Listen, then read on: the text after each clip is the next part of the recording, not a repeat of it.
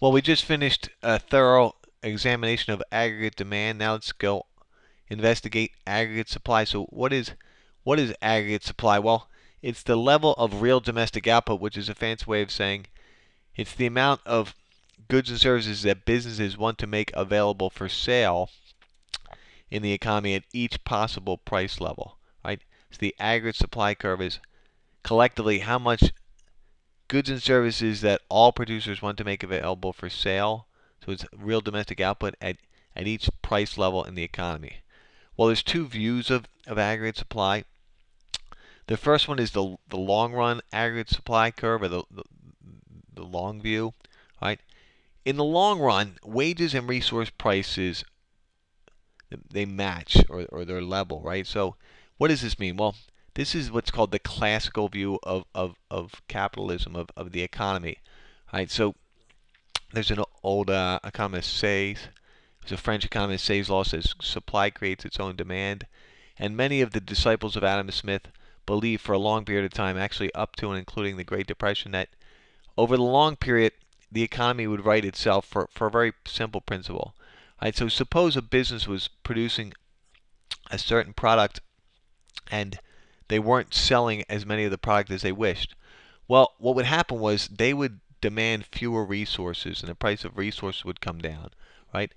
So the price of labor would likewise come down, and the price of whatever resources were necessary to produce that product would also come down.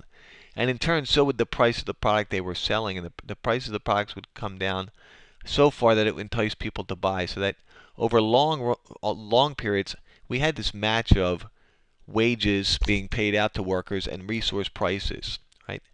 Then along comes the Great Depression, and John Maynard Keynes, his famous saying is, in the long run, we're all dead, so let's do something about the problem today in the short run. So in the short run, then we're going to be principally examining the short run aggregate supply curve. In the short run, we have this disruption, or this mismatch between wages and resource prices, right?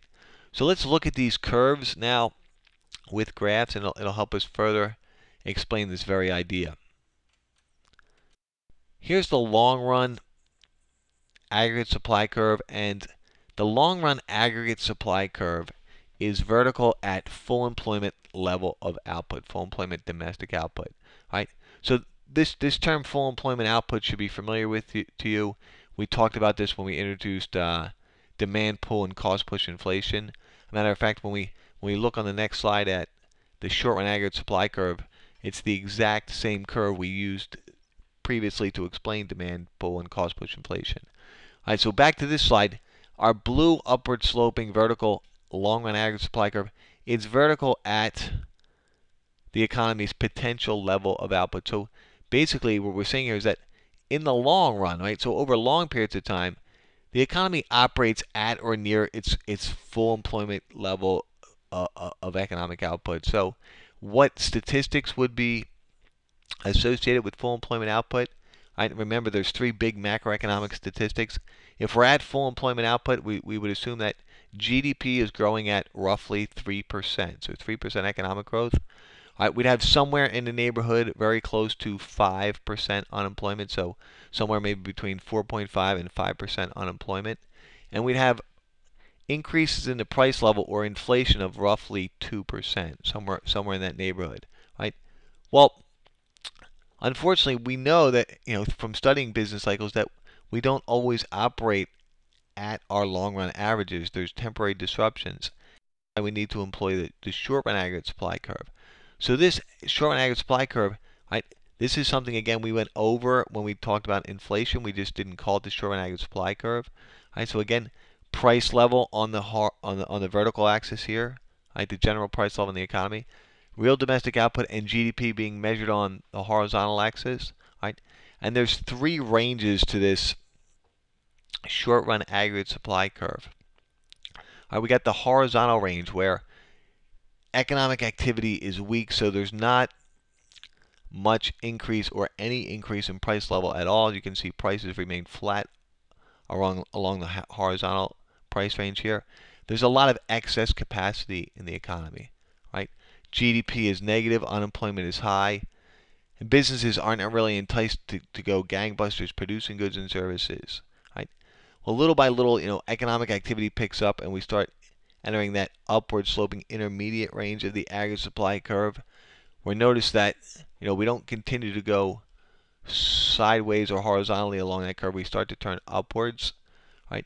So we're going to first come close to and then reach our full employment level of output, right?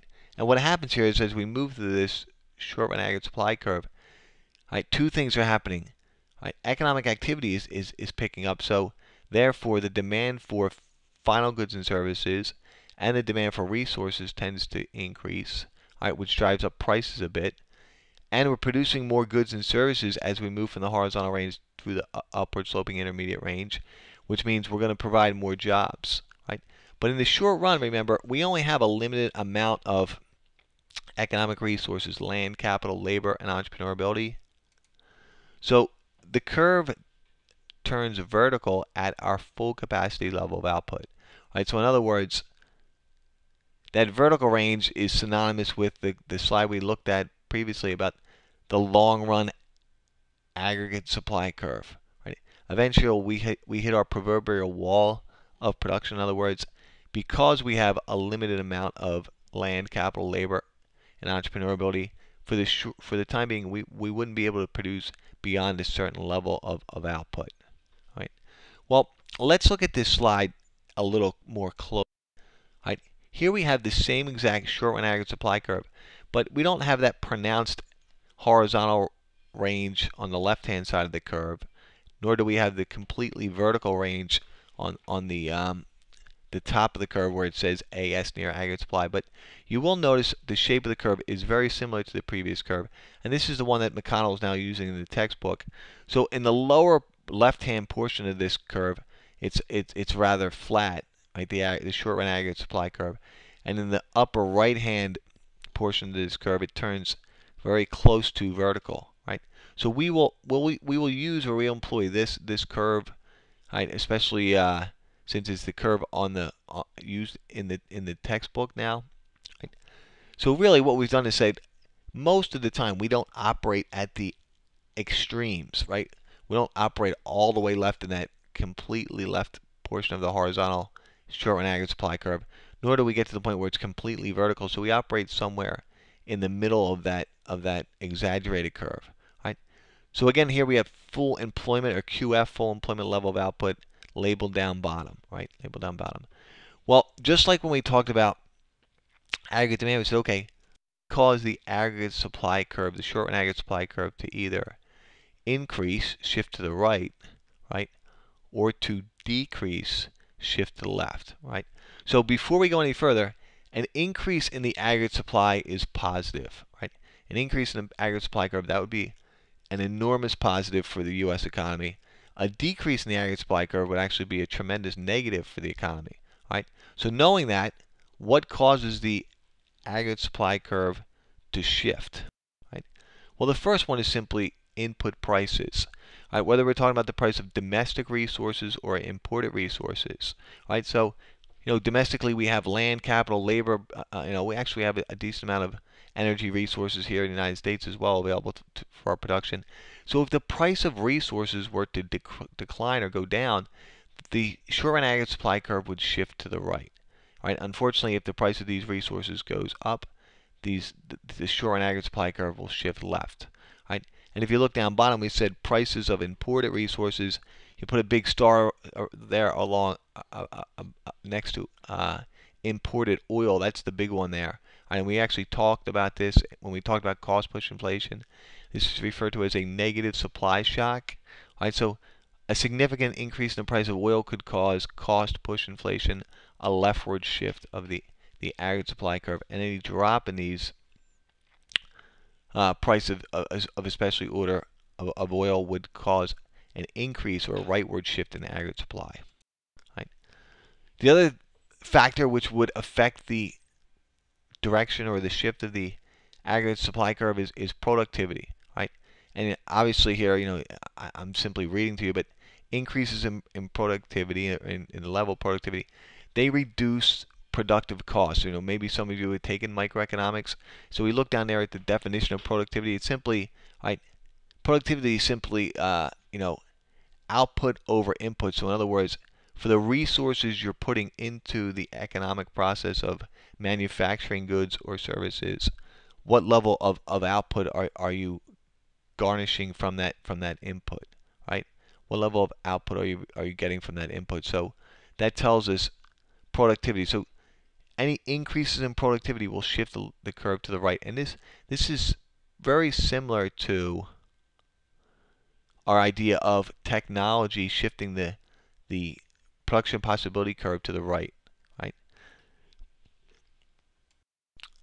The last aspect to shifts in the aggregate supply curve, the short-run aggregate supply curve, is what's going on with government's decision on how to regulate markets. So, right, if there's more government regulation, it tends to be cumbersome for businesses. So any increase in government regulations will shift the aggregate supply curve to the left. So a good example of this is after the Enron debacle and the WorldCom debacle, the United States passed a piece of legislation called Sarbanes-Oxley, which was basically a new way, a new mandate on how to report for public companies that are traded on stock exchanges, what they had to do now to report to their shareholders and to the general public on the state of the corporation. And this wasn't quite a big deal for mega billion-dollar billion-dollar conglomerates, global conglomerates, because they could easily absorb the cost of this particular legislative mandate. But for smaller businesses, it was actually a bit of a headache, and definitely drove up the cost of doing business for the small to medium-sized business, right? And then finally, taxes and subsidies, right? Our old adage: if you want more of something, tax it less. If you want less of something, tax it more. Right? So if we were to impose a tax on oil producers, domestic oil producers, that would shift the aggregate supply curve, the short-run aggregate supply curve, to the left. Right? And subsidies are simply taxes in reverse. Right? And we have been subsidizing to a great extent the renewable energy sector of the economy. So wind and solar have been receiving significant subsidies. So any increase in subsidies shifts the aggregate supply curve to the right.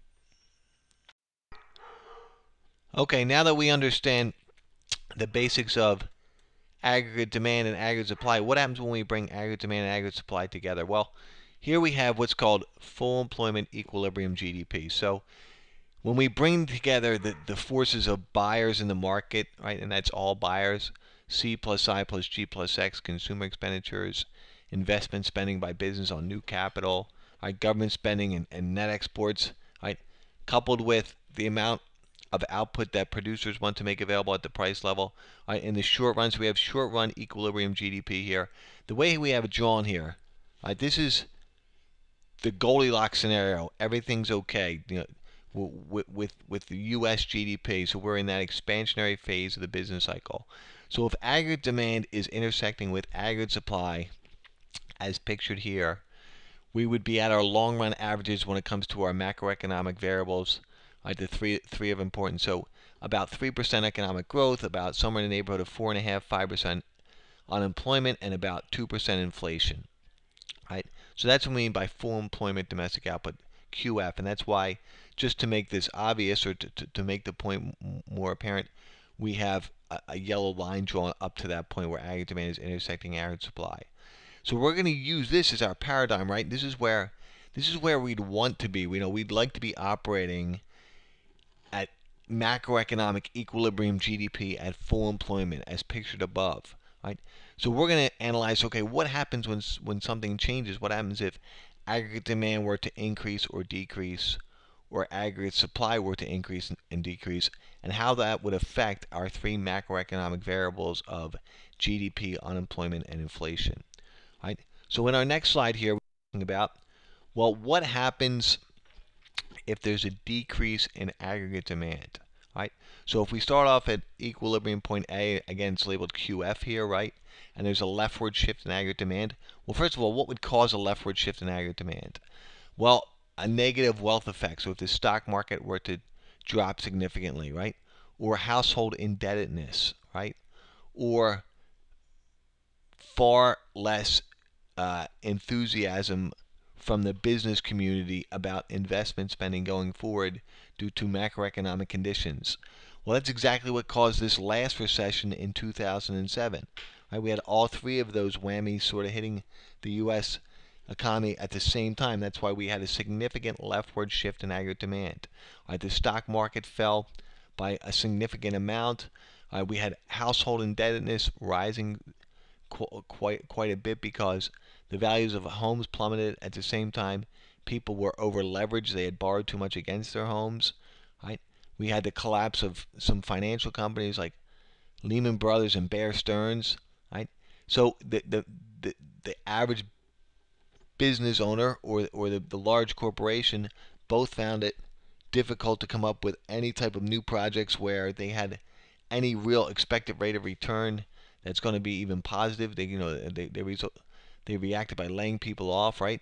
So this leftward shift in aggregate demand, right, that caused a recession. So at our new equilibrium, so if we move from point A to C, what's happened? Well, obviously, if we move leftward on the horizontal axis, two things are going to happen. Number one is that GDP will turn negative. So economic growth turns negative. So instead of having economic growth of 3%, now we have economic decline of, say, of negative 1.5%. Right, so the economy is in a recession. Again, technically a recession is 2 quarters or longer of negative GDP growth. Right? So GDP is negative, and anytime we produce fewer goods and services, so if economic output declines, then the unemployment rate is going to rise. At the same time, what's going to happen is there's going to be less inflation, right? So we don't want to call it deflation yet, although in the last recession we came dangerously close to having deflation where there was actually a drop in the average price level of goods and services. So we came close to having a negative CPI. But the way it's pictured here, and what typically happens, is that the level of inflation declines or we have disinflation. So again, if there's a leftward shift in aggregate demand, right, negative GDP, unemployment rate goes up, and less inflation or disinflation.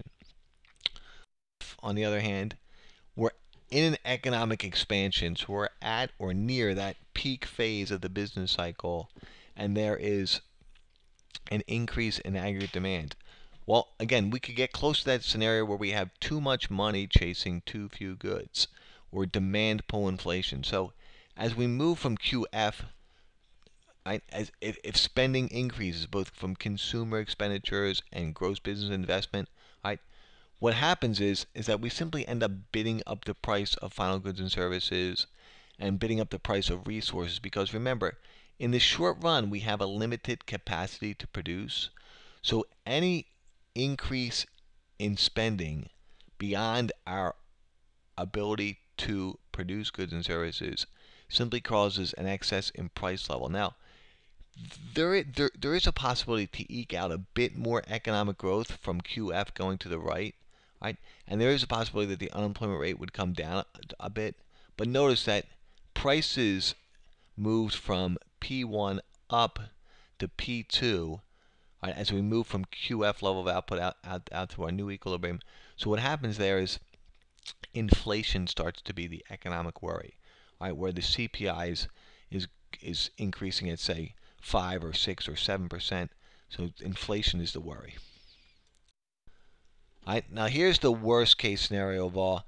If we have a leftward shift in aggregate supply, right? So again, this could be caused by a significant increase in the price of necessary resources, especially oil. We call that a negative supply shock, or a significant disruption to the availability of economic resources. So if you think about the country of Yugoslavia, when there was a civil war between Croatia and Serbia, which is what the country actually broke into afterwards. It became two countries. The entire infrastructure of this country was demolished, so there were economic resources which were no longer available for production. Right?